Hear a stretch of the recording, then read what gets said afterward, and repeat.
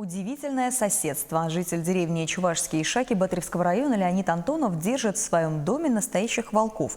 Мужчина диких зверей не боится, он даже подружил их с внуками. Свою первую встречу с лесными хищниками Леонид Антонов помнит прекрасно. Ему было 11 лет, и он даже не знал, что перед ним стоят дикие звери. Он встретился с ними в поле, когда убежал из детского дома. Отец отправил его туда после смерти матери. 3 дня мальчик пешком шел по лесу в сторону отчего дома, и, по его словам, всю дорогу волки его сопровождали. Спустя много лет друзья-охотники подарили ему волчонка, но вскоре окрепшего зверя отдали в Новочебоксарский зоопарк «Ельниковская роща». А этот красавец появился в семье случайно. Леонид Николаевич заметил в поле тощую собаку и взял ее домой.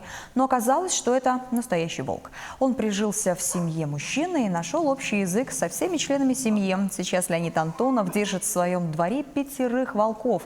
Среди них особо выделяется голубоглазая красавица, помесь волка с собакой породы лайка.